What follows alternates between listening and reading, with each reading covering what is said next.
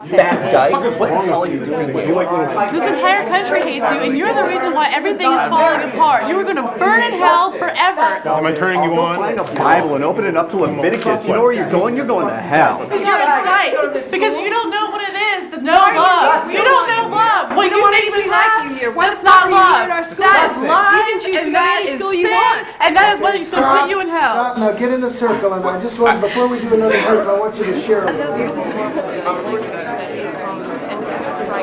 And it says so much about your humanity, and I have to believe that at some core level, people who in earnest... I can't believe I just had that in me. I know. It just took over. It's so quick to take over. It is hard to listen to, it's hard to do, but it's also the most important.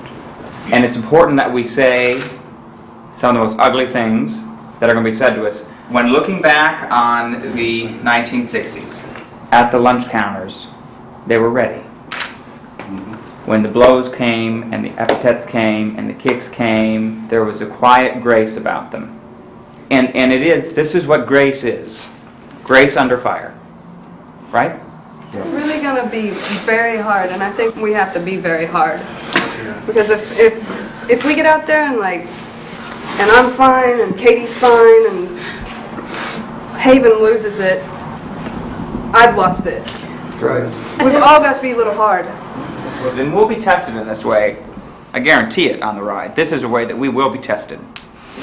So we've got to be prepared. So 4, let's do 5 more this time. 5 over here.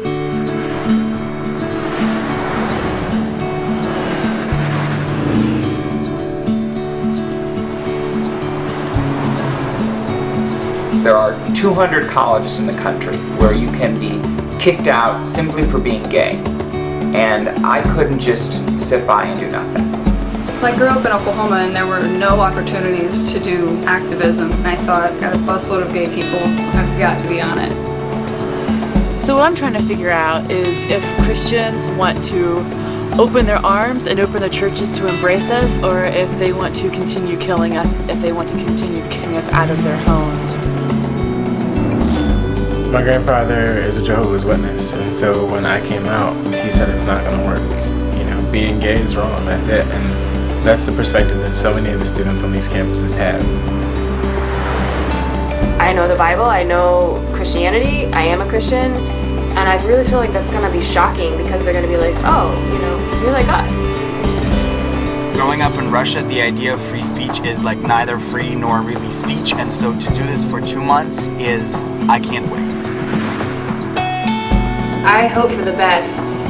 We are getting into some uncharted waters, and we really don't know what to expect.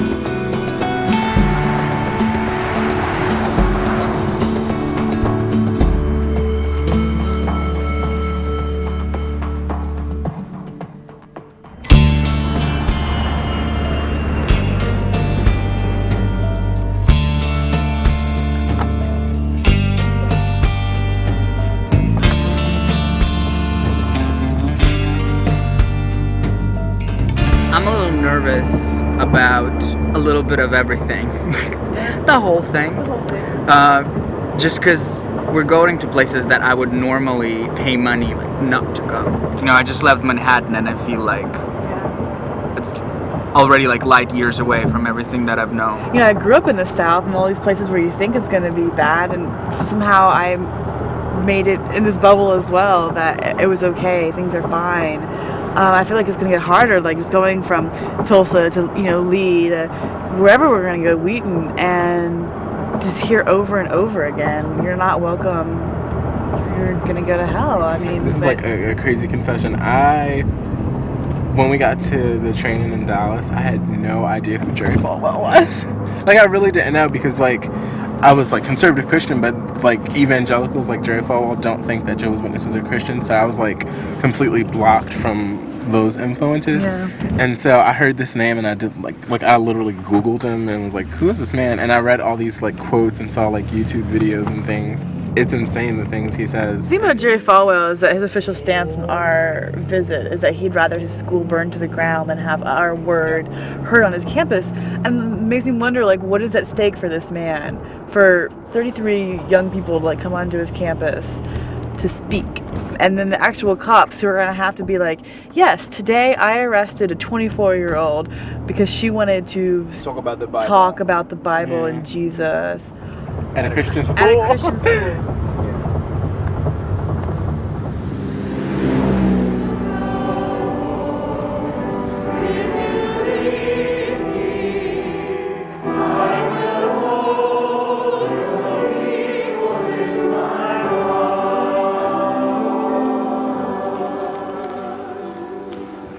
When I was an undergraduate student at Northwestern University, and I met a young man who was a student at a conservative Christian college. I asked him what it was like to be gay at this school, and he said to me that he actually couldn't come out, because if he came out, he could be kicked out of the school. So I said to him, we should try to do something about trying to change that policy. And his response to me was that he thought it was a good policy, because he thought it was a sin to be gay.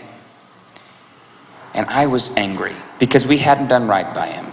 We hadn't involved ourselves in his life. And I promised him, the night I met him, I made a promise to him that I would bring a group of students to his school to bring that message. And that's the beauty of the Soulforce Equality Ride. We're traveling across the country for 2 months, 51-day journey to 20 schools that have policies which discriminate against GLBT people.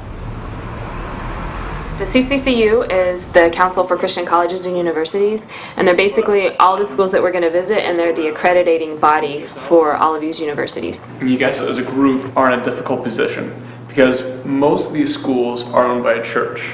And so it's not just, this particular school that's setting it. Well, it's, the entire Baptist denomination in America that's setting it.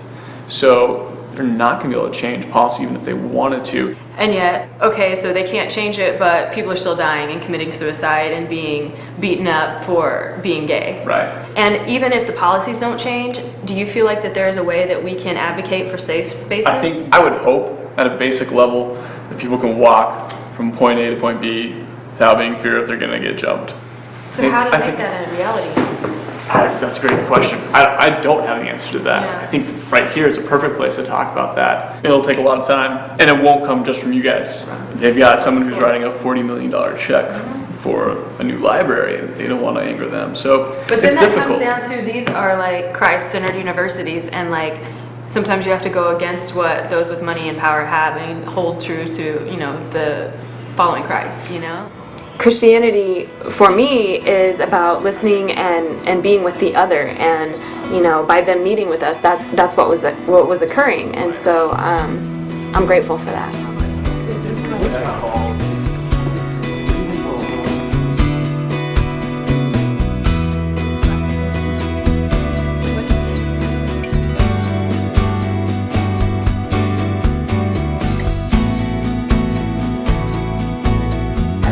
Somebody who turned very much inward, and I took leadership positions, but leadership positions when it was a product that I was creating on my own, and I was the only one who really cared about the result. I'm here to learn how to be confident and to have passion and follow through on it without any reservations or doubt. I'm a bit nervous about how the schools are going to react what's going to happen. At the same time, I'm very awed by the fact that there's 35 other people who want to be part of it, That's awesome to me. I have been frustrated for a very long time with the gay rights movement. I don't understand why people aren't raising their voice and protest more. Same with the ROTC or not being able to get a marriage license, that we're just, there's sort of a quiet resolve with people that, it's just the way it is. What? That doesn't make sense to me. I really hope that the energy we create, and I believe that the energy we create won't die here, that we will take it out of here and really create a movement. Do Christian schools discriminate against homosexuals? The Equality Riders travel by bus across the country, confronting schools that ban homosexual enrollment. Inspired by the freedom rides of the Black Civil Rights era, 24-year-old Jake Rayton teamed up with nonviolence advocate Soulforce, as well as a busload of student demonstrators and spring breakers, to create the first ever nationwide Equality Ride.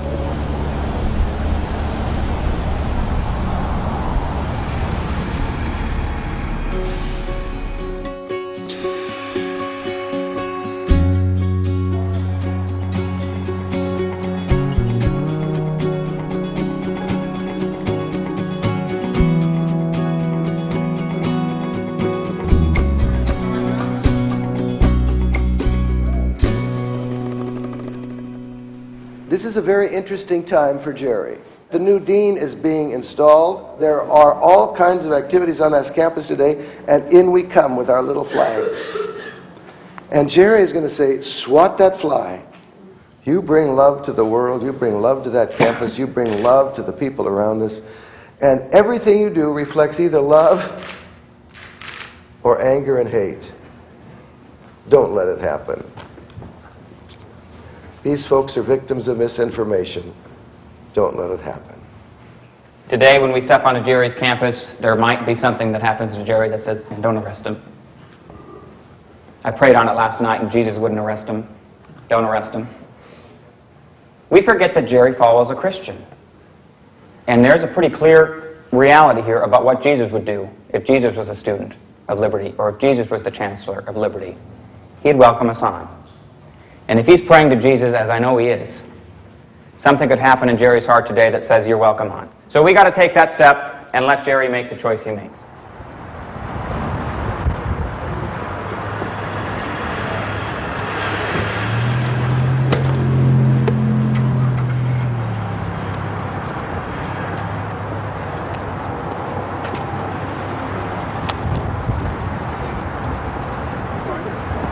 How does getting arrested help your guys' cause? We're not choosing to get arrested. If they make that choice, it shows that Jerry is closed off to our viewpoint, and that's a sad reality. But what we're hoping for is that when we take this step, that they'll see the value in it, and they'll see the value in this discussion. That's the second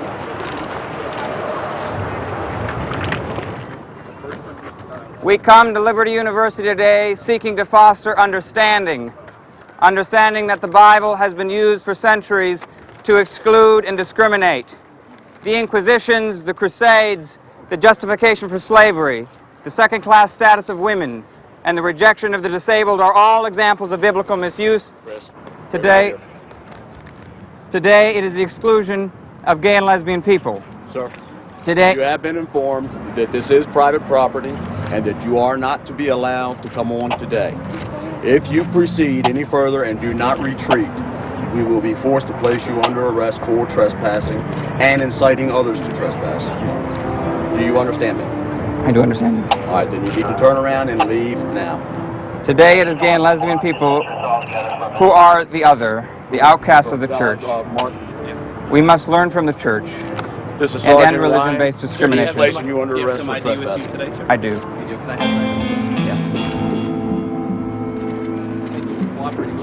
Okay, we're going to step right over here just to get you processed with yourself. Okay, you walk right here with me. Dr. Fowle, you yourself, you can learn from history. You need to step back. Major Barry, you need to leave immediately or you will be placed under arrest for trespassing. Do you understand? I do. All right, please leave. Guys, do summonses, okay? Around 40 years ago, you used to not let African American people into your church. You misused the Bible to justify your discrimination then. Today, you don't allow gay and lesbian students into your school. Today, you don't allow gay and lesbian students into your school. Once called the civil rights you need to movement, leave the this civil property. wrong This is movement. private property. When You you need did to this, leave Jerry immediately. Falwell, You you are misused your trespassing. position as a pastor to convince other followers of Christ that God believed the races should be separated. Today you say Turn around, place your hands behind your back. You folks need to really understand that if this is worth 6 months to a year in jail, that may be the sentence that you could obtain for this charge. And the rejection of the disabled are all examples of biblical misuse.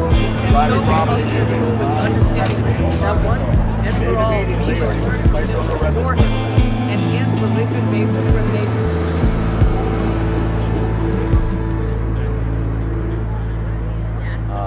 Homosexuality is condemned in the Bible. Sodom and Gomorrah was destroyed for it. People choose to attend the school, people choose to be here, and we have the right to say if we don't want you on the campus. I see that as two sets of rules, and you have one for heterosexual students and one for homosexual students, and that is discrimination. I know you guys don't think it's sin, but we do, and so let's smile and say we disagree. Then they're not allowed on campus because that lifestyle is not promoted no more than adultery or pot smoking or being drunk or any of these things. that's our belief. And that lines up with the Bible. Because we're not going to agree. We're not going to, I mean, you guys have these beliefs and I respect your beliefs and we have a different belief, but why we come here is because we aren't accepted on the campus. You know, we are not included, as you say, you know, you're welcome in the church, you're welcome on the campus. It's not the case. When people send their students to Liberty University, we are accountable for what is supported here. We have to support that. And we do not condemn people who are of the gay lifestyle. We say God loves you, we love you, there's hope, there is... What about students that, like myself, like I'm in seminary, I am a youth minister, I'm a campus minister, I'm on my way to being ordained. I love Jesus. And what about students that come because they want to be included in a great university like Liberty? They want to be surrounded by Christian people. They want to be surrounded by Christian teachings. They want to be surrounded by the love of Christ. There's many people who have had the temptation to go to that level of sexual perversion and have decided that it's not what I want to do. If you take an outlet for a heater and you plug it into another outlet, nothing works. It's because that's not the way it was designed. But if you take the outlet and you stick it into the wall, electricity flows and the heater works as designed. And when you take two women in a relationship, you put them together the way God has designed this, no babies come about. If you take a man and a woman, the way God has designed the very first organization, you put them together and they become man and wife, and then babies happen. What if no babies come? Well, then you can adopt. Yeah, but that's the way it's designed. We are coming to the police station right now to pick up whoever has gotten out. And there were about 25 people arrested today. I think 15 of those were equality riders. So it's just a lengthy process of booking and procedural things they have to do.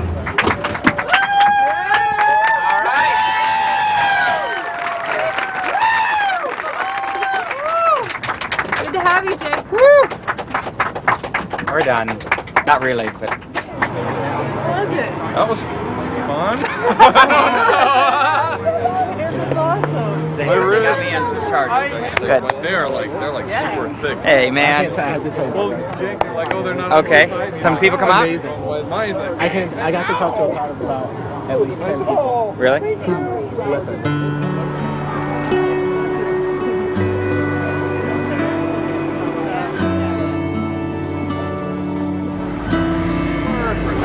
I was talking to somebody and they were like tagging all these reasons for like I'm gonna go to hell and all this, and I was like, I'm sorry, are you so bold as to declare that you are going to heaven and I am not? Like, I mean, are you so bold as to declare that there is no redemption for me but there is for you? You know? And they were like, oh no, we're all sinners. And I'm like, well, so yeah, let's go back to that before you're gonna pass this ultimate judgment on to me, you know? I just remind them, I'm like, well, we're here to discuss Christianity. I'm like, I'm not an Israelite. You're not claiming to be an Israelite. So, like, how much does Leviticus come into play? We can learn from Leviticus, yes. I was like, but, like, let's examine what the Bible says about Christianity, about Christ. And then you say the script, you know, you say one simple scripture, love your neighbor, love yourself, and love God. And then they try to turn it around. But if you keep saying it, their arguments and their, like, theology, like, quotes and, like, all these philosophies and science, it all just, like, crumbles. When we really got into scripture, because like Dawn and I were able to keep up with them or go past them, they were like, well, yeah, I'm not a Bible scholar, so maybe we shouldn't talk about it. Like, so many of them said that. They were like, well, yeah, I don't study the Bible too much, so maybe we could, you know, just look at it from this angle. I was like, okay, that's an interesting twist. Like, my best friend from high school, the guy that I always went to all the dances with, everybody knew he was gay, except him. And he's actually not even out to this day. I grew up in the Methodist church and was lucky to have a family that supported me and accepted me when I came out. But my best friend did not live in a family that would accept him. In order to make it okay for my friend to come out someday, this is what's got to change.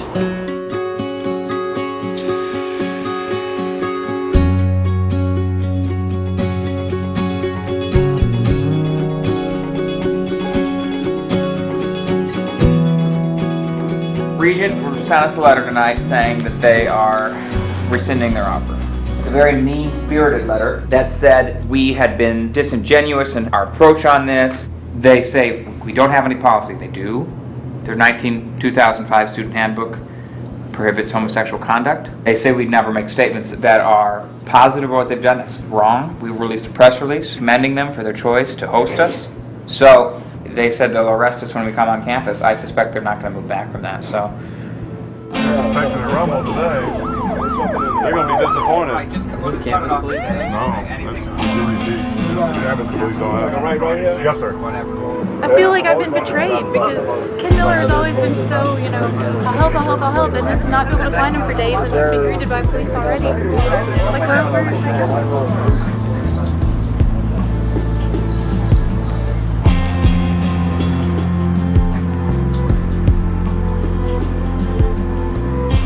The Regent students did try to come speak to us, and the police stood in the way and told them that they cannot go speak to us, and if they do, it's a public safety issue and the students won't be able to return to campus.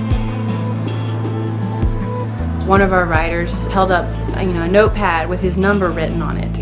We make this covert plan for students to get in their cars, drive off campus the back way, and come meet us at 7-Eleven, across the street. How did that sound?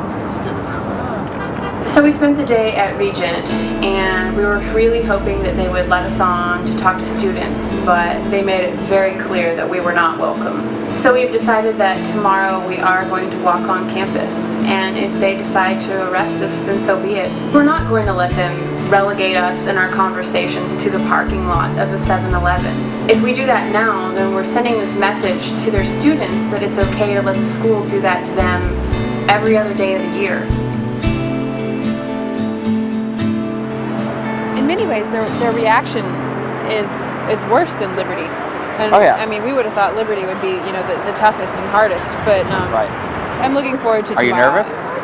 Bill's got some kind of, the attorney representing us has some pretty strong words for us, saying that they're going to be not kind. I mean, if that's who they are, then I'll let them knock me down so that people know that they're the kind of people who knock people down. That's what I'm here for. How are we supposed to look genuine in going to this campus if we're seeking dialogue, if the reason why we're going on the next day is because the media will be there and then that's the day we'll get arrested. Arrested. Right. Like, why, how is that genuine in our original means to go to these campuses for dialogue? I think that's a very valid point, Nate. When we do a civil disobedience, it's ultimately always their choice. Genuinely, we're seeking dialogue at Lee. We're not going to try to get arrested at Lee, and I think we'll have genuine dialogue at Lee. But anytime we're getting arrested, it's important that when that happens that we have the media present, because that's how the story gets built. I was told today that it was on Fox News nationally, that it was carried, in 150 newspapers across the country. I am not here for the media. I'm not here so that the camera can be on me when handcuffs are put on me. Like, even if we know that there's a line and we step over that line, then we know we'll be handcuffed. Right when we get to that line, we still need to have that hope in our mind, and that once we step over that line, we won't be arrested. I had discussions with Jamie the day before this arrest, and in my mind I had no idea what it was going to look like. I wanted to make sure that I wasn't just getting arrested so that I could say I've been to jail for justice. I wanted to be able to actually feel as though I made a difference. I think the reason why it looks like we're going on for arrest is that if they say no, our only option is either to back down and say, okay, and just cow away and say we're going to huddle out here in fear and in fright, or we are going to walk on. I had this feeling I was going to get arrested when I walked across, especially when I saw Kate get arrested right before me. So I was, yes, walking on campus to be arrested. You shared what you were thinking and what I was thinking when I was arrested.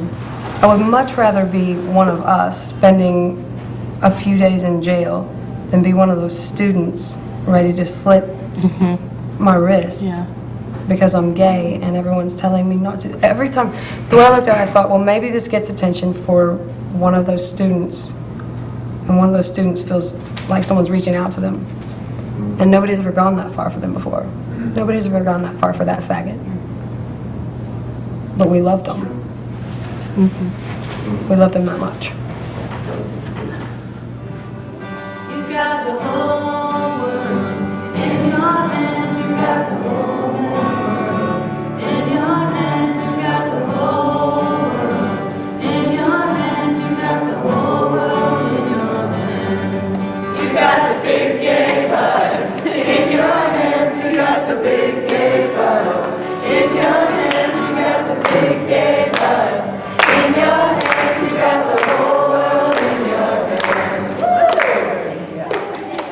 I've spoken with a number of other Regent students and have mentioned the idea of wanting to come up to you guys today and just ask you for your forgiveness on behalf of all the Christians who've hurt you.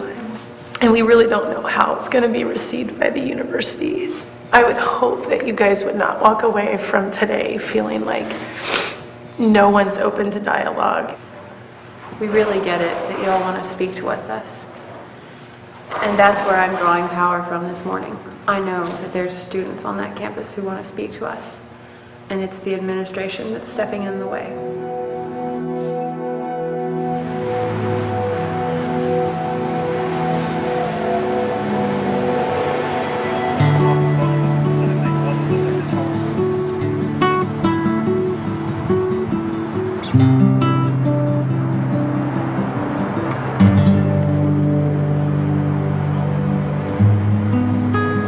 There are students out there who want to speak to me. And I'm going to go on campus now, and I'm going to speak to them because it's my right, like anybody else, to speak to those students.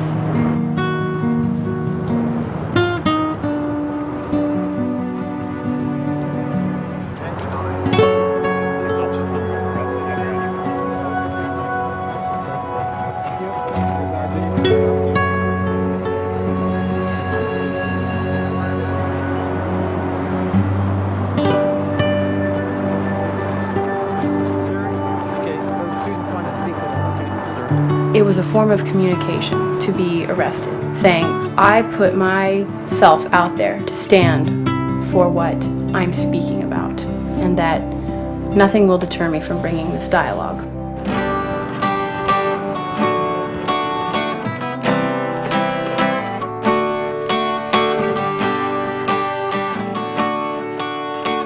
I wanted to find some way to help us bond. And, you know, I've played my guitar, I've been at church camps, and I know all of these Jesus church camp songs.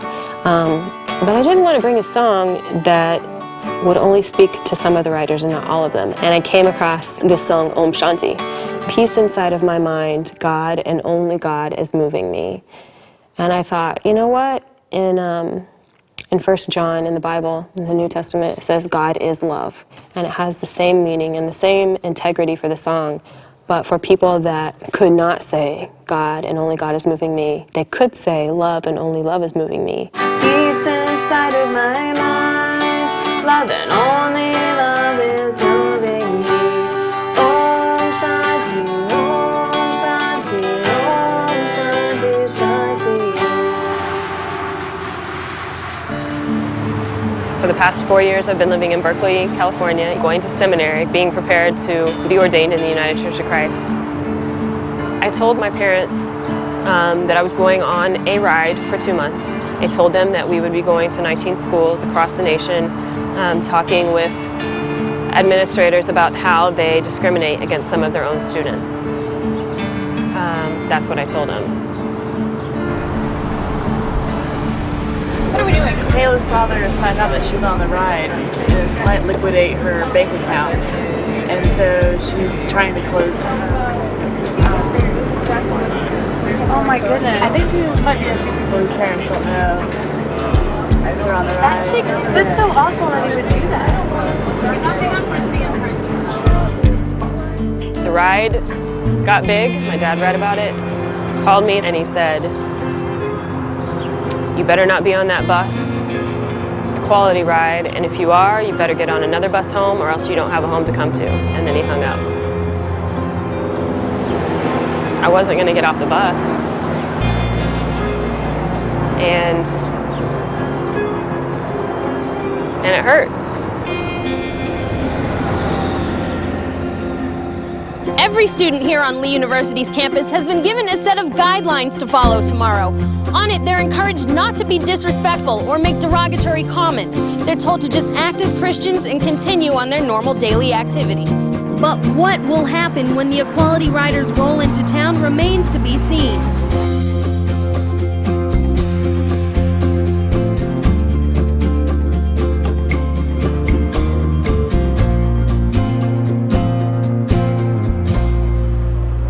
Most most of the schools, we know what's going to happen at this point.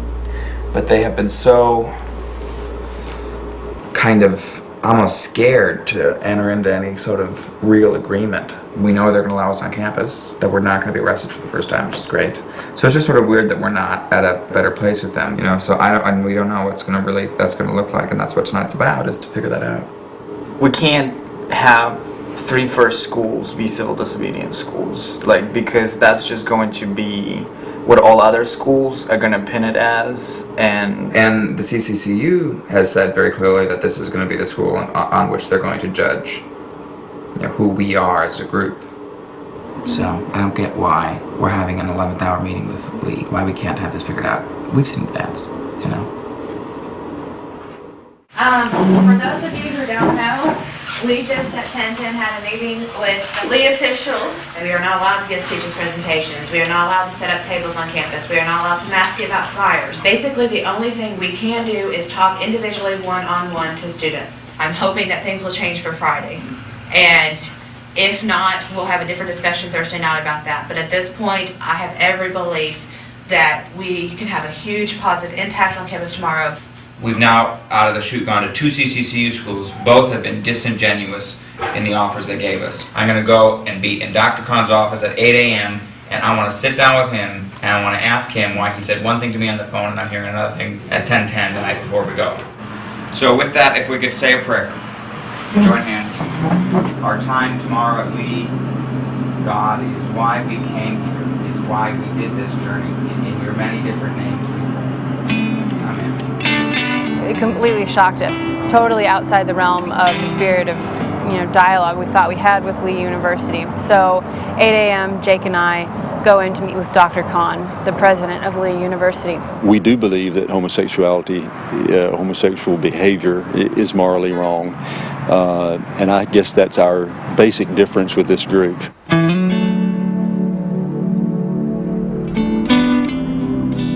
Standing outside all morning trying to have dialogue with students, people pretty much walking by you at all times, and you hear what the students hear every day. We were invited into chapel at Lee University today, and the message of the day seemed to be, love the sinner, hate the sin. And the chaplain refused to say that it was the homosexuals in the room that he was talking about. You know, you don't really know what to do at this point with this school, because they're allowing us on, but they're allowing us on as the most uninvited guest invitation I've ever received. You know, if my friend hadn't turned me in, then I would probably still be there. I would be graduating actually this May. With this, you know, this process is your friend turns you in. Easter break, when I got back, I walked in my room because I had a room to myself, and I noticed that my drawers were kind of not the way I left them. When I went to go get one of my magazines, which was gay happenings in Atlanta, and I couldn't find it, you know, and it still hadn't dawned on me. But then I had a bag of them with also Latter Days, and another, it was a gay movie. It wasn't porn, it was just a gay movie, and that was gone. And 2 days later, I got a call from the dean, and that was it. You know, people who don't go to a Christian school, they don't understand why it's so hard for us, you know. Yeah. You know, I mean, they're gay. Yeah. And, you know, when I go visit, like, you know, University of Chattanooga, there's Spectrum, which is their equivalent of like a Gay Straight Alliance. Yeah. You know, we want that. I mean, we have an underground group, you know, or had an underground group.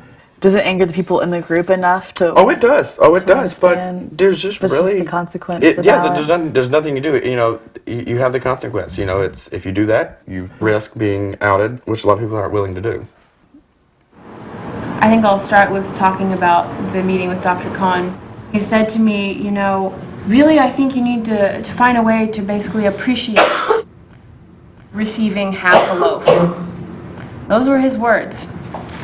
And it does not sit well with me that somebody says I should be happy with receiving half a loaf, because it's not because that's all the school can do or all that Dr. Khan is able to do, even though, oh, he promises he wished he could do more. It's, I'm supposed to be happy with half a loaf because I'm a lesbian. And I'm not okay with that. I'm really not okay with that, and I did not get on a bus to travel across the country to be told that I should be okay with less because of who I am. So that's where it stands. Would you like to talk about that meeting some? Yeah, I certainly have a lot of thoughts, but I was wanting to hear some thoughts of the riders before I do that. An arrest will show students and the administrators at these schools that we are exactly what they think we are. We are there to cause trouble, we're a media blitz, we're crazy activists, and we don't care about dialogue and discussion, and that's not what we're about, and we don't want to show that. Not only is this school watching us, but I think all the schools we're about to visit are watching us, and doing a direct action would kill a lot of the connections and a lot of the change that we're making up until this point. I can't tell you how alive I felt coming from that campus. And having so many people, both like straight allies, people who didn't agree with homosexuality, say thank you for coming and talking. And the thing is, I heard for 14 years that I was wrong, sick, sinful, condemned. And it took one moment, one positive message to change my entire viewpoint on that. The thing is, we are spreading that positive message, and they are going to go and speak to other people. And I think it would speak against all of that if our methods weren't to reflect our motives, our motive, our dream. No, I couldn't disagree with the sentiments in this room more. I do not see today as being a good day for us. I listened to a sermon this morning that implored students to hate their sin. And my mind rushed to the gay and lesbian students who are sitting in that church being told to hate themselves. Hate themselves. And I am mindful that I cannot get up and say a speech to the contrary. Civil rights and the pursuit of civil rights is taking that stand and saying, I am a prophet. I can see 50 years into the future. And I can see that speech that will be able to be given in this campus. And indeed, I will give it today. I don't feel satisfied. And I would feel very sad if tomorrow we left only having had conversations, discussions about whether or not we're equal, discussions about whether or not we're Christian, discussions about whether or not we're going to be in hell or not. That's not good enough for me. We are more truthful than that. We understand better than that. I feel contrary to, Jake, what you've said. I feel like today and how many conversations we had, it was said that, you know, I am gay and it is from God and it's beautiful. And I feel that if you were to make a speech, you just made a speech to us and I couldn't hear anything you said because of the method. I mean, these are not our enemies, these are potential brothers and sisters. The point is not to make them look bad. Our point is to be here for the students and to build a community. It's not to make them look bad.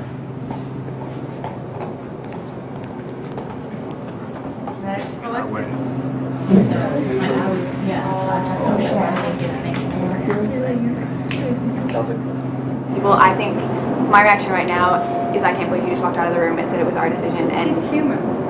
He's probably more stressed than any of us. You know, we have conflicts with people that we're speaking with who we don't agree with. If they're saying you're a sinner or whatever, and you feel you can't handle it, you leave. That's what he's doing right now. I agree. I would guess that he's got a hell of a lot invested in this, a hell of a lot of emotion. This is him. You know, I mean, I don't know. But if we don't do something, if we go, thank you for the apple loaf, like that's not good enough. Why would anyone need to give us any more than that at another school? Because they would trust us because they saw how we can act. But they hate gay people. They don't need us there. They don't want us there. Why would they give us more than that if we accept They're looking this? for a reason to trust us, and they need to trust us. They don't know us. I don't believe they're looking for a But we reason can to trust demand us. more without being arrested. Right. Exactly. So let's get. But I don't think. I think it's crap to. I think it's crap to accept this.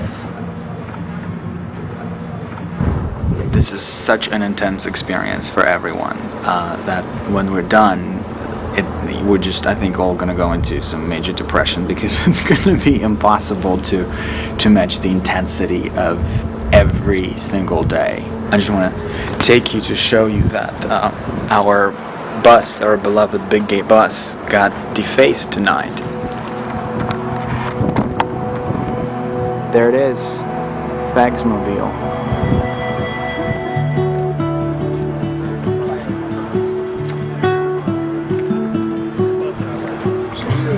I guess the decision that the group made was that we will not be getting arrested tomorrow at Lee, which to me is exactly the wrong decision, and that is disappointing to me.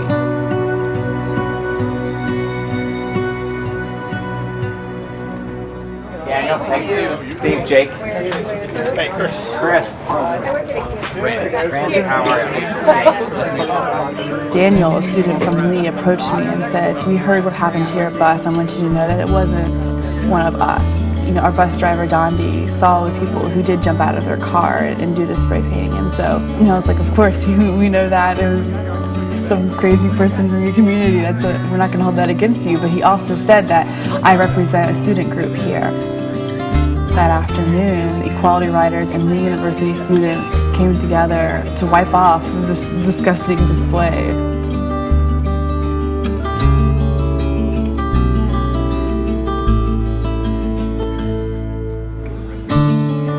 It was part of the hate crime, Laura, that has been turned into an act of love through you and through your work.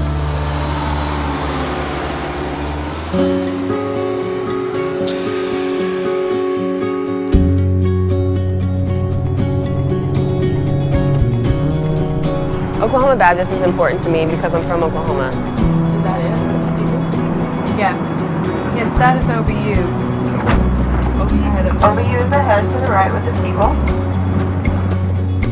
I feel like I've started to try to talk with these administrators and not look at them as just administrators, but fellow Oklahomans. I just trust that God's with all of us in all this process, and it's going to work out for the best. So, and it's snowing.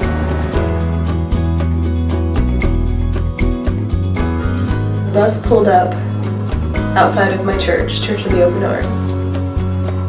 All of my church members were there, coming up to us and hugging each one of us individually and saying how proud they were of us. It was like a line of hugs all the way into the church.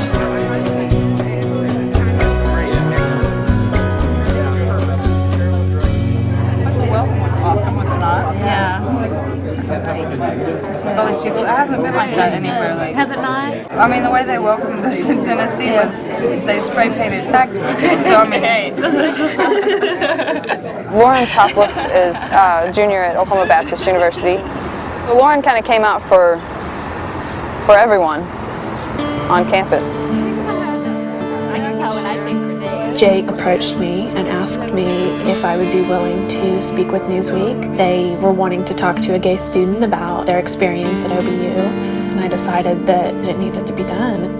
It was terrifying to have to make that decision. I went into it pretty sure that I would be kicked out of school for coming out. I was also pretty sure that my parents would no longer be paying for my education. And so I kind of had to make the decision whether or not that was worth it. With Lee, we could have gotten arrested. What school was that? it was Lee, but the thing is, it's like if they're trying to restrict everything what we've come to do, and they're telling us, no, you can't do that, and it's because you're a gay group, which is that's the case.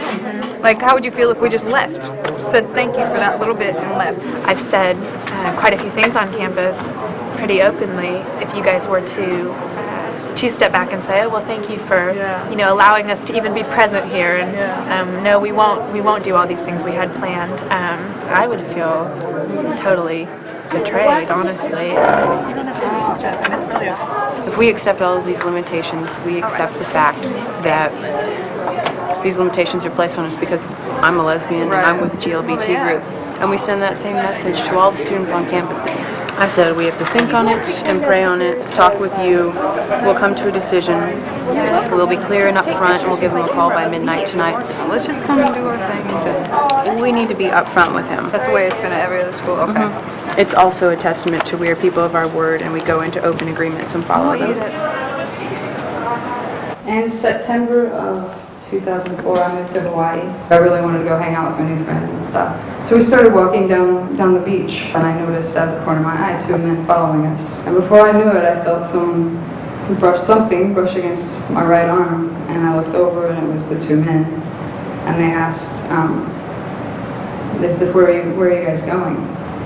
They weren't getting anywhere, basically. They weren't getting the information that they wanted. So they just came out and asked, are you gay? And I said yes. And Michelle also said yes, which I thought was great because, she's not. I thought, well, that's wonderful, Michelle, but you really don't want to be gay right now. I know you don't, right? Some other time, perhaps, but not now. Anyway, so I corrected her and I looked at him and I said, no, they're not, I am. Is there a problem? He said, not with them, with you.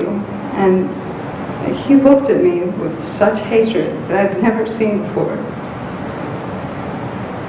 I mean, he despised me. I disgusted him. I remember he said something and I just was trying to focus on an escape, and I said, I'm not worried about it, and that was the last thing I said to him. He had hit me. I don't know if this fist or a weapon or what, but he hit me in the face. And like the next thing I knew, I was like, I just tried to lift myself up, and all of this blood and just pooled onto the street, the sidewalk. And the policies that these schools teach people to have that type of hatred. They teach that I'm not Pam, I'm a sexual act. And this happens a lot. I think that's why, and I hope that maybe we can show some people that, you know, I'm Pam, and that's Nate, and that's Kate, and that's David, and we're not just punching bags. And it affects us for a long time after.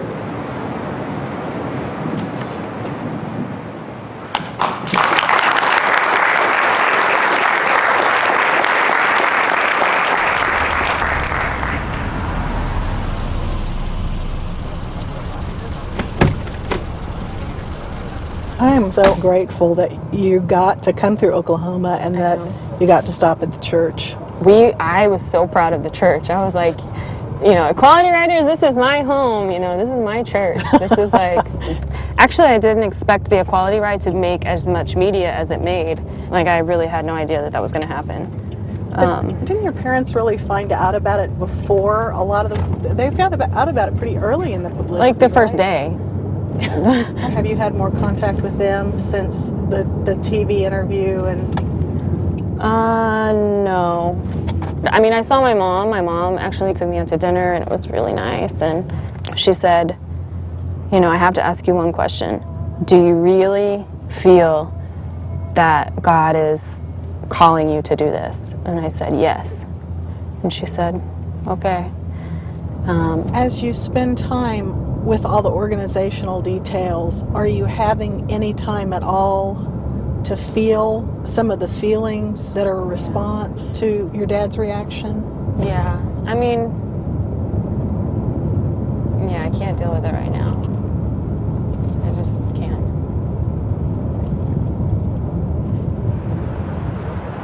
I'm a junior, and although there's some people on campus that know I'm gay, I've had to be really selective.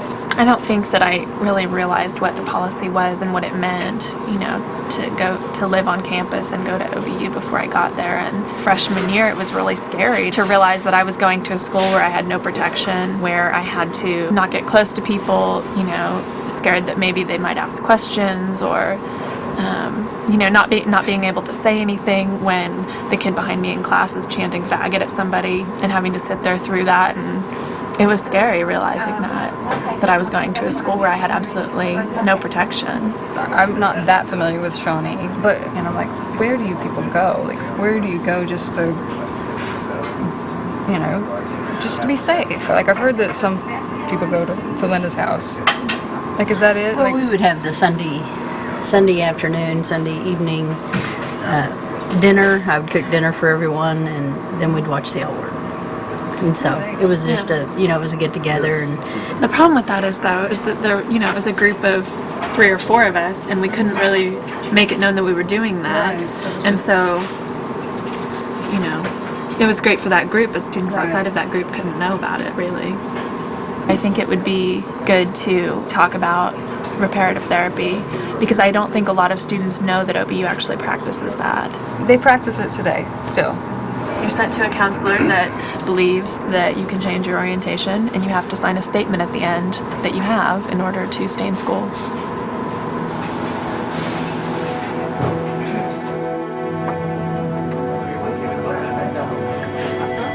We are honoring the offer that they gave us today, and we are saying, you know, we realize that this is a small step for you guys to take, And so we're going to take it, and we are not going to break any of the rules today.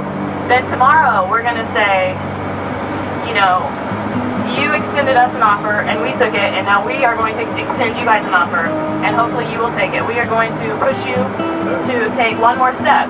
We've been having some conversations on the phone with Marty, the vice president there, and it's become clearer and clearer that they are taking a lesson from Lee University. And in fact, they are being more limiting. You know, speeches, no presentations, no handing out of literature. In every way, symbolically and literally, they are saying that we will do what we can to minimize your presence on this campus. Kayla's very torn. She grew up here in Oklahoma. She doesn't want to turn away the possibility of speaking to students, and neither do I, but it's a large concession and a small statement. So this is the student center, so we're gonna, Pam, you wanna lead it? We're gonna go.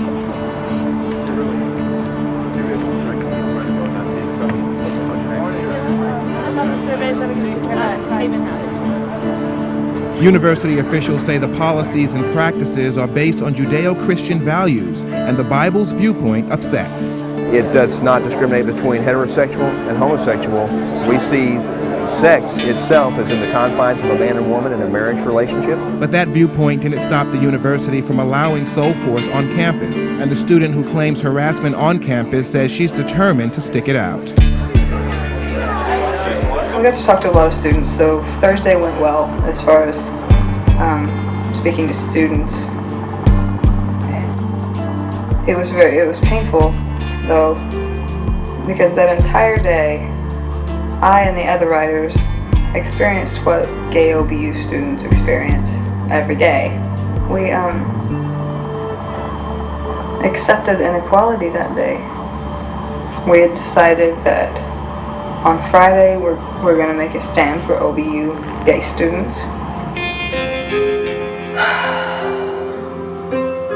We left it that we would call Marty that night before midnight. I knew that the decision lied with me and Pam was not with me, and it was getting late in the night and we had to make a decision. So I called Marty. I said, yes, we will be handing out letters to mail and what the Bible says and doesn't say outside of the chapel, at the library, at the counseling center, inside the student center, and that was not the impression that Marty had got from our earlier conversations. He had got the impression that we had said, oh, we will come here tomorrow. While we were in the Geiger Center, we said, we'll come here. So he got the impression that we were going to be there and only there and not on the rest of the campus. And I knew that the other alternative was to not accept it and then to, you know, possibly face civil disobedience. And I felt like to go beyond what we had already said we were going to do would be detrimental. And so without the approval of other Soulforce writers, I went ahead and accepted Marty's offer of, you know, you guys said you were going to do this. That's pushing the envelope. It's not in what we said we could do. But, you know, you will not be arrested if you do this tomorrow. And so I said, we're going to take it.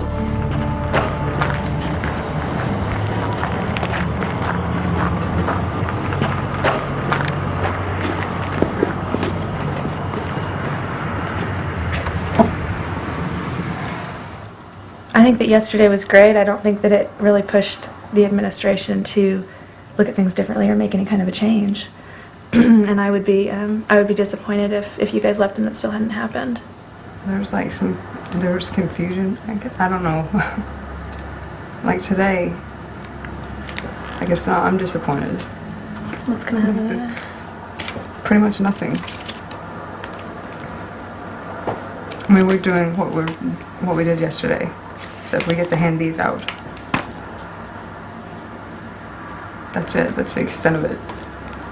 I don't feel like we're doing all that we can, all that we should. And there's nothing I can do about it. I'm sorry. Well, that's scary, huh? That's scary for after you guys leave, for sure.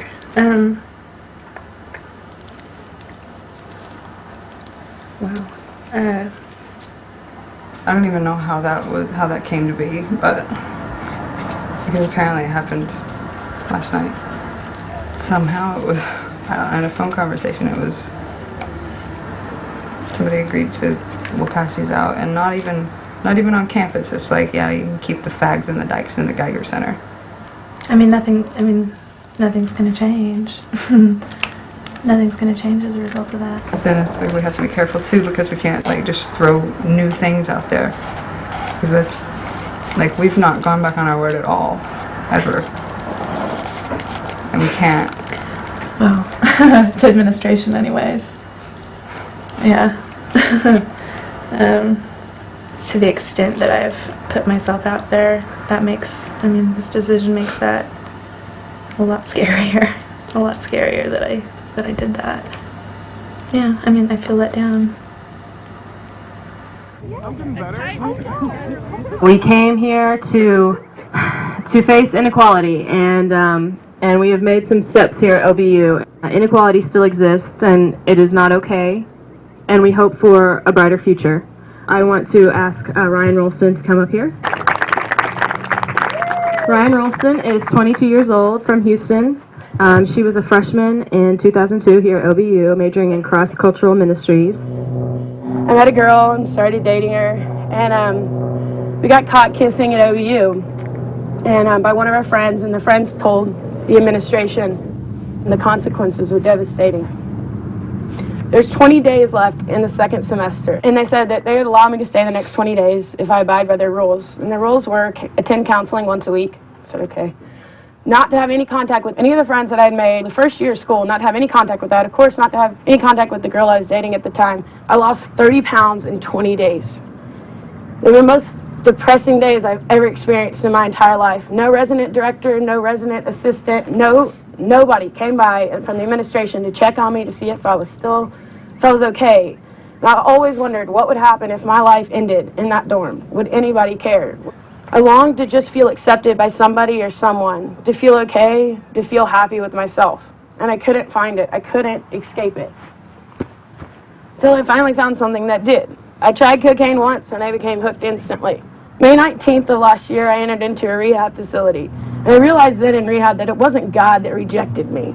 It was his children. It was OBU and their policy. A year ago on May 19th, I didn't think I was going to make it out of that rehab. It's a miracle that I'm standing here today, that I'm still alive. And not only am I alive, but I'm standing for something that I believe in so deeply.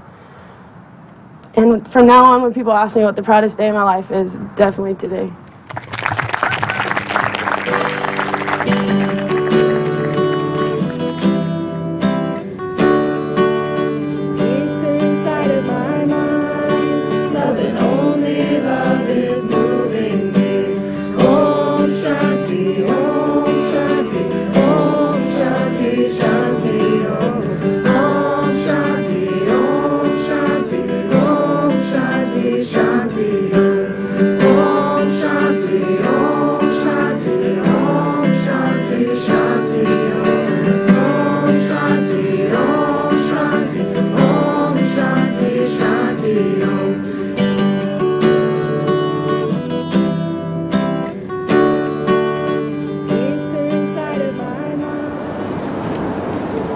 I think that there are people who are definitely disappointed, but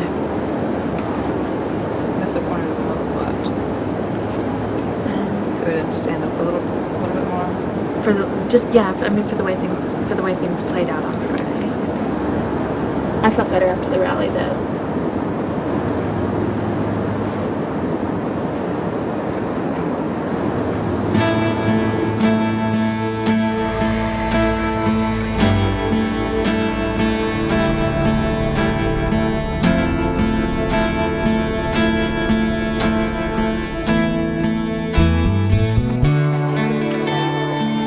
Uncle like that, and so it's handier for you. Get you a spoon, but I guess that'll work. And then there's chicken. I don't know where everybody else is, so I'm gonna say go. I grew up in a family where I was hugged every day, and I was told that I was loved every day, and I'm very grateful for that. I am a Christian, and I am in this business of hope. I can see hearts and minds change all across the nation in 19 different colleges and universities. That hope might just show up in my own family. Now everybody guy's gonna jump on Kayla!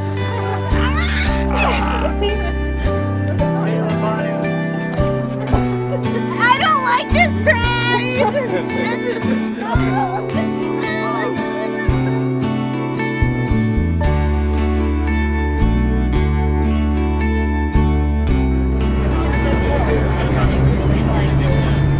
Really began discovering my sexual orientation my first year of college, going into North Central. You know, I went there because I'm passionate for Jesus, and I didn't see anything else for my life in ministry, and I still don't.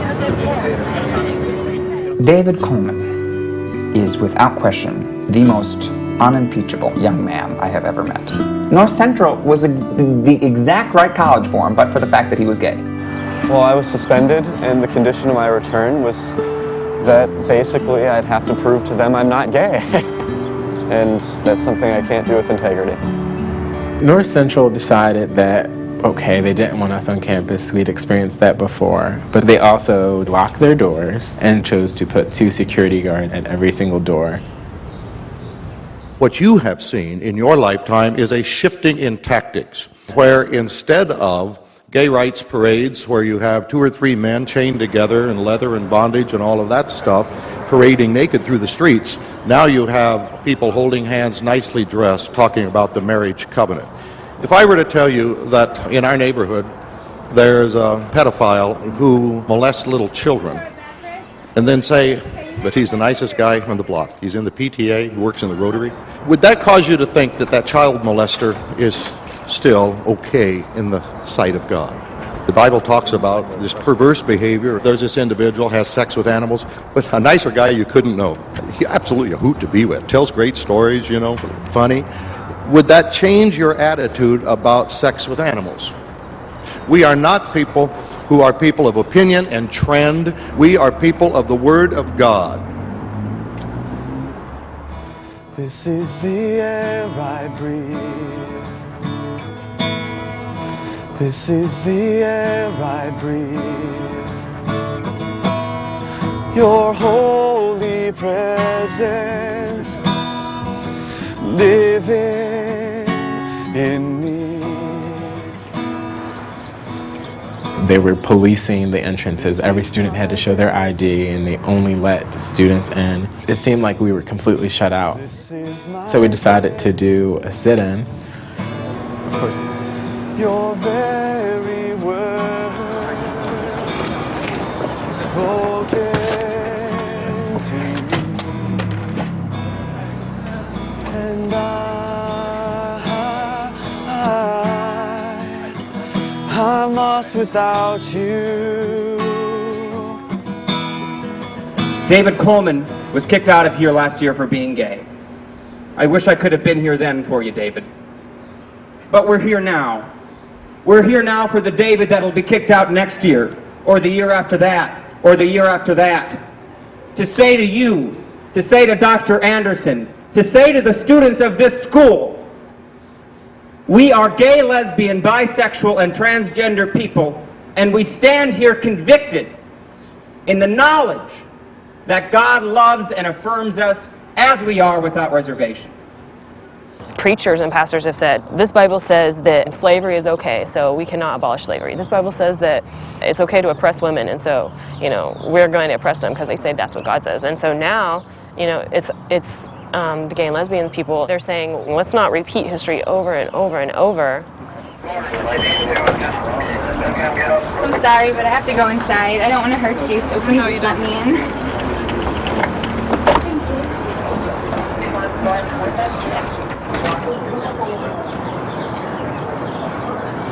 I was faced with the challenge of saying, no, you can't get into your dorm because, and what is my reasoning? What I could come up with was, yes, this is a pain in the ass, but you're being rerouted for one day. David Coleman, who was kicked off your campus, his entire life has been rerouted.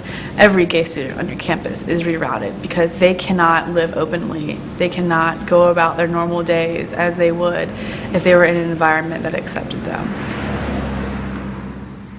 Well, the newspaper came out today, the school paper, so. Really? Like good or bad? Yeah. Or? I guess kind of both. I mean, it's just students writing in, letters to the editor about, like, if they're not planning on changing the policy, why am I not being kicked out? That's very Christ-like. Yeah. They haven't called me in at all, it's been a few weeks, and it's been being talked about on campus, so everybody knows about it, but... How is it now in class? Well, in some ways it's been really uncomfortable. I mean, I get stared at all the time, but also I was noticing this today that I was having a conversation with somebody in one of my classes, and I realized that it's so freeing. I don't have this barrier between me and people in my classes. I don't have this secret anymore. Even if I were to be kicked out of school, I really don't think that I could look back and regret it, just because of how liberating it's been for me. Good. And hopefully for other gay students on campus that have seen it,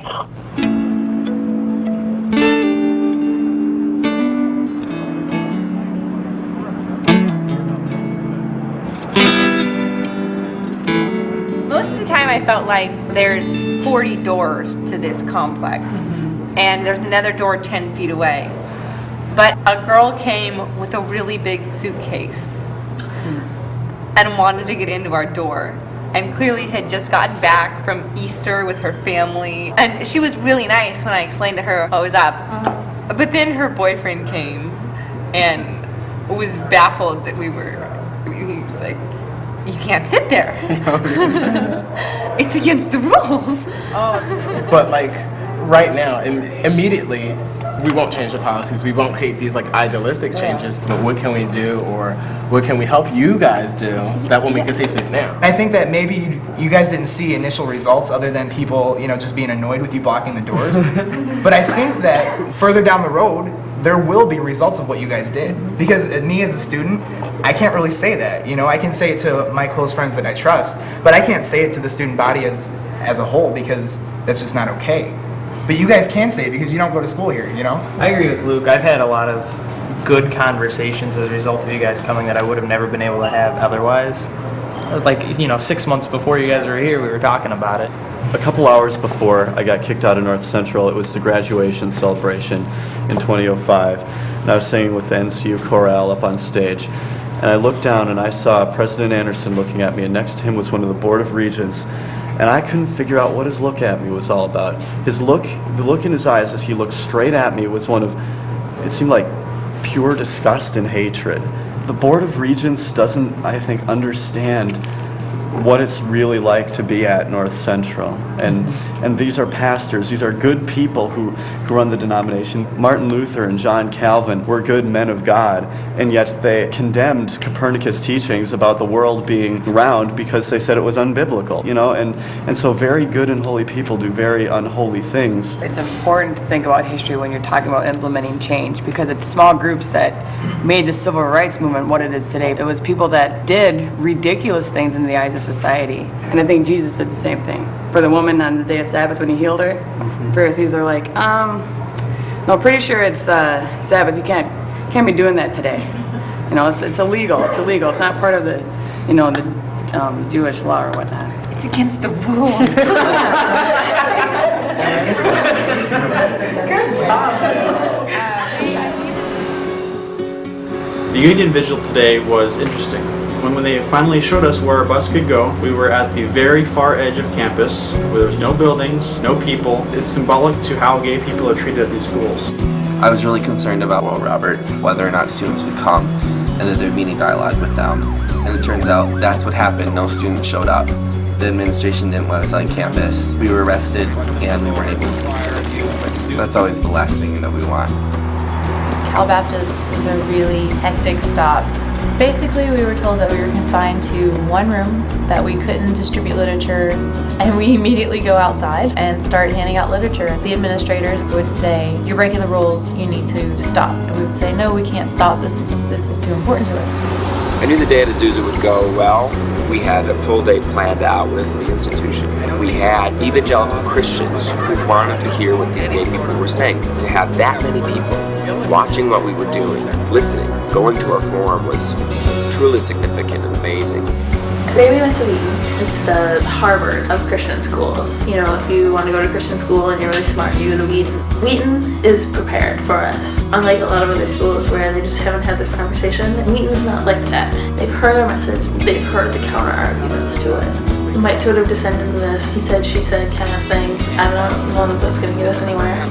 My experience at Eastern today, there's a lot of people there who are doing some real thinking about not only what it means to be a gay Christian, but what it looks like to be a straight ally and what it looks like to be different in a Christian church. That's what we've been asking for.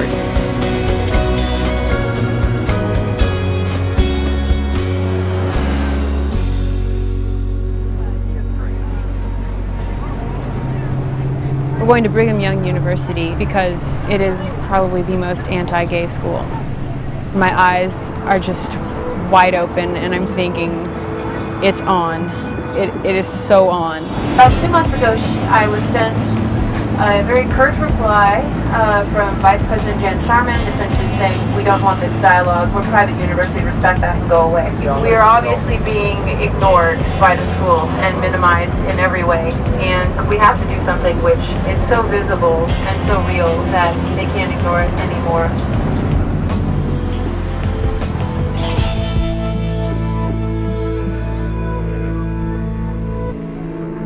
You've talked to Animal. He got called into the honor code office for putting up a Yahoo profile saying that he was gay.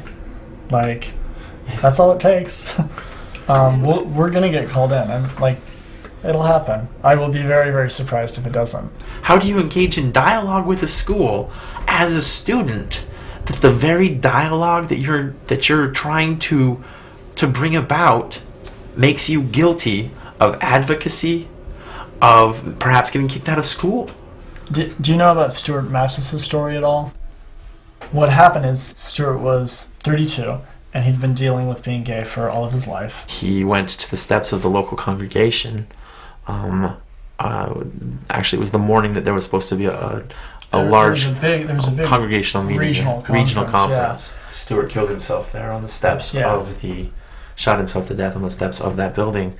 There was a meeting with Stuart's parents and Elder Holland, and he was saying that Stuart had been faithful and had protected his eternal family. And they said that they were feeling very at peace after he killed himself. Well, what does that say to all the gay kids that are out there? So the way to make my family feel at peace is to kill myself? Yeah. This is really the message that's getting sent to kids, especially at BYU. And you just struggle and you struggle your entire life. Other than coming on the campus and talking and everything, what else are you doing? After, we spend the day on campus talking to students, we're going to be inviting them to a rally. And there's going to be a lot of people speaking, parents of gay students who have gone to BYU, and some other people just from the communities. Well, do you have any BYU students that are going to speak at this? Well, I have some people who have gone to BYU, but they're older now and have families. I think that if it's okay with you, I'll speak if you'll let me. Thank you, but you could get really kicked out for doing that. I don't want to be afraid anymore. I'm done with that. I'd be pretty honored to have you stand up on the stage.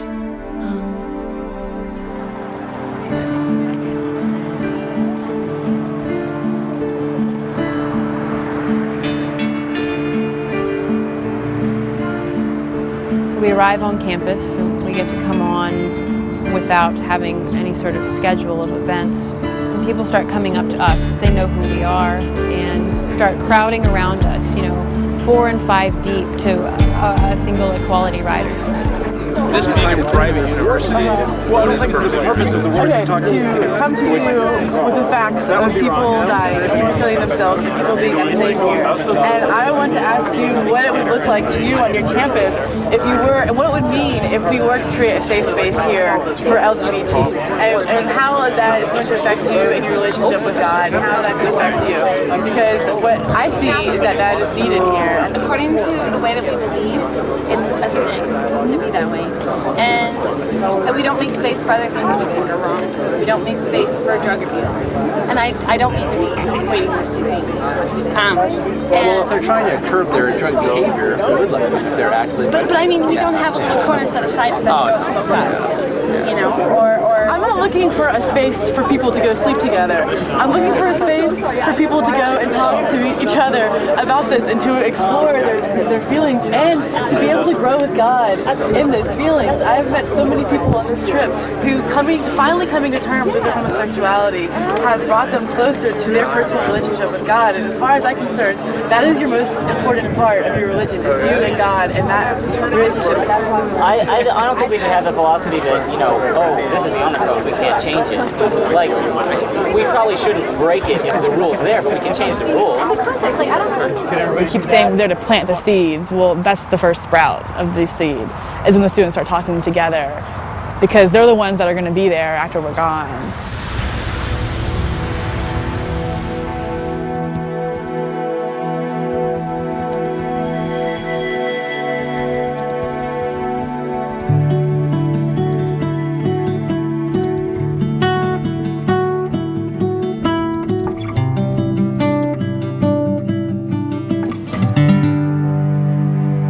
The real problem with BYU is that it's not just that you can't not be gay, it's that you can't even hold the opinion that being gay is okay. The Mormon Church teaches gay kids to hate themselves, and in turn, gay kids take their own life. We cannot leave Provo until we have made that message clear.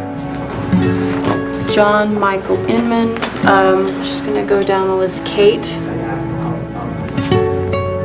I was very concerned that students and local community members are not going to find it within themselves to rise up, which would be understandable, because if I had to be a part of that environment, I don't know where I would be. I asked them specifically about how would BYU students be treated in terms of participating in this, and I heard the possibility that some of you guys were considering arrest. It just brings tears to my eyes, the courage that you guys are showing and the risk you're taking. I don't know that it's really a really good thing to do, quite frankly. We are coming into your community. This is your space, and we are doing this for you, so I feel like it behooves us to be informed by your thoughts, if you care to say anything. I'm too afraid to get arrested because I'm graduating at the end of the month and I don't really want to mess it up. Understandable. Yes. You guys, I'm already on honor code probation, which means like I just have to avoid even marginal homosexual conduct, which I violated, numerous times already. But I think the rest may be a little something that pushes them over the edge. I spent most of last summer and the winter, I was actually living in Orlando, Florida. I got there my very first day, I started coming out to people, and everyone was so accepting. It was incredible, and it was such a good feeling to know that life can be like that. I could have stayed in Florida. I had an opportunity to do that, but I realized that there are things back home that need to change, and I can help try to make a difference and try to make this place safe, just like it is out there. I'll do the civil disobedience.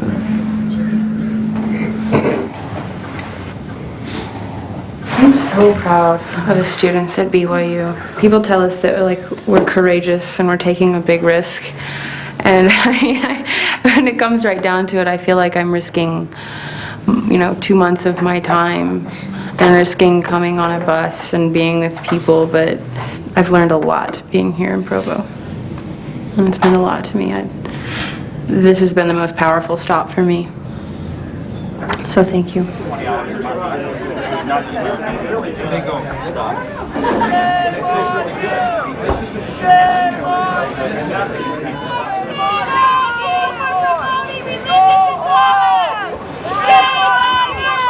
What is going on over there? Anti-protest protest.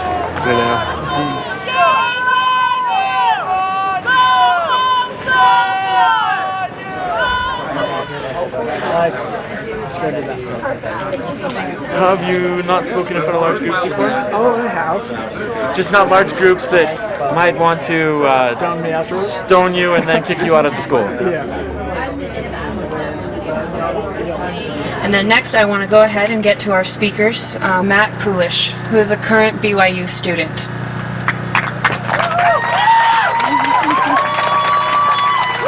Sort of feel like I'm in church. Right in here? Okay. As Haven said, my name is Matt. I'm 23 years old, currently enrolled as a junior at BYU, and I've been Mormon all my life, and gay for as long as I can remember.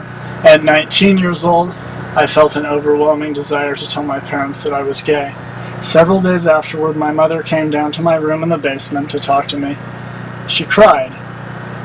Eventually, she succeeded in telling me it would have been better if God had taken me from the earth than to leave me here to live and be gay. And the scariest part is I believed her. The result was, I tried to commit suicide. That's what I can't avoid here at BYU. The assumption that I am ultimately less holy and less faithful, less spiritual and less right with God, all because I'm gay.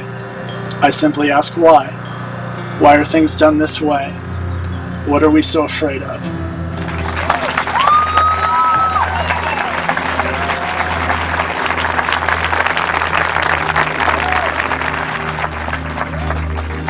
I just want to say thank you for sharing your story, because I admire you so much for having the courage to share that, because I can never share my story.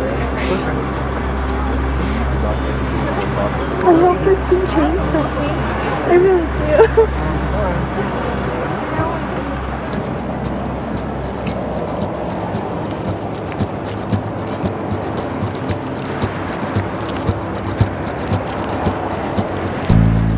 We are here to tell BYU, end religion-based discrimination, because it is a license to be killed and a license to kill ourselves. These young people are going to now walk onto campus, and they're going to lay down in what's called a die-in.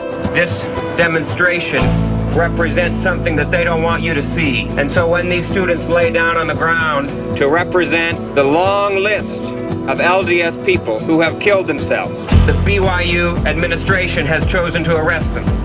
The amazing thing is these students are not deterred. And we say to all the students at BYU who are gay, lesbian, bisexual, or transgender, and who are suffering today in the closet, God loves you and God affirms you without reservation. Matt represents Carlisle Marsden, outed on March 1976. This led him to take his own life on March 8th. Matt.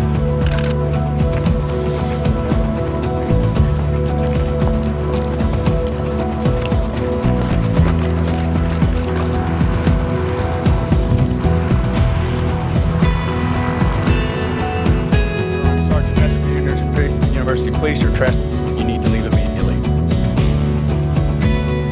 Please come over here. It was a really powerful, hard moment. Arrest is serious, but it doesn't matter, because I'm called by God to stand up to bring to the attention of the people injustice that is happening. John committed suicide on November 12, 1995 in Bountiful. He was 26 years old. Farrell committed suicide on January 9th, 1986. Committed suicide in the Western Desert near Mattis Tulane. drove to the LDS chapel and took his life. He felt that he could not Boyd committed suicide when he was 25 years old. Jay Survived by drove his to his parents, apartment brothers, and sisters. committed suicide. A strong athletic neck snapped by a homemade noose. A beautiful head blown apart. A body smashed into the concrete. 2 quiet overdoses. Jacob took his life in his mother's home. He was 17, a senior in high school. We ask today, as we stand outside Brigham Young University, what have we learned?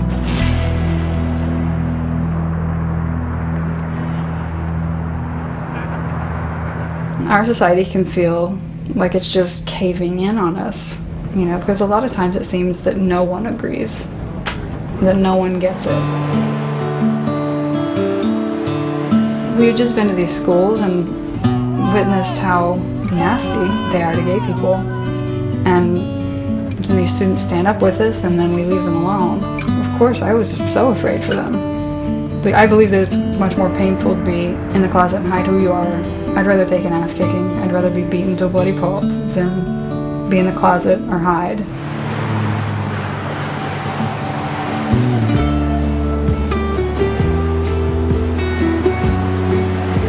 I think the ride has begun a conversation about homosexuality and faith in a way that it has not been before. The wheels turning and people going, I gotta think about this. This ride, it's bringing people out of their areas of comfort. Gay Christians and straight allied Christians coming together. I've had so many emails from people saying, you opened up the can of worms that we've been trying to pull open for a long time. I am so excited to be a part of a movement. It accomplished so much. It changed my life. I went into the Equality Ride feeling uncertain of myself and my ability to do and to change and to better. And I walked away saying, wow, I am capable of so much. And together, we're capable of so much more. Looking back over the last 2 months, I feel that I am indeed different. I've always had an idea of what my faith and my Christianity looked like, what paths it was supposed to follow. By having dinner with people, by listening to their stories, the way Christ lived his life, doing whatever was in his power to make their lives better, I've started that path. I feel so grateful to have been a part of this. It doesn't feel like an end to me whatsoever. Before the Equality Ride, young Christians weren't engaged in this topic. Schools weren't bringing in openly gay speakers, and now it's out of their control. They've seen that their students care, and their students are going to find a way to talk about it. It's just the first step of many. We're there to come together as a single force, start changing America.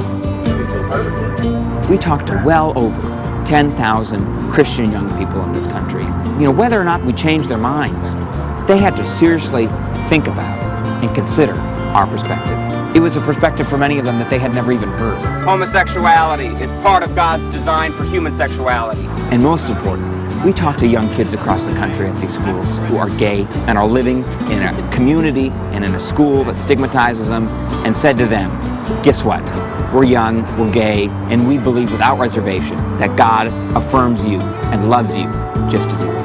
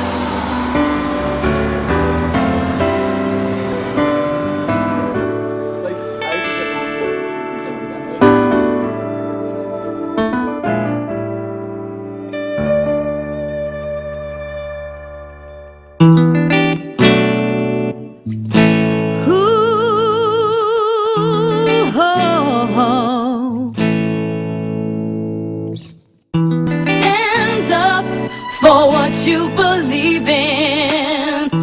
Don't be afraid. Don't you be afraid. It might not be easy, baby, to have hope when you're always broke, but you gotta have some hope. Keeping on just the same. Try to change things. Come on, baby.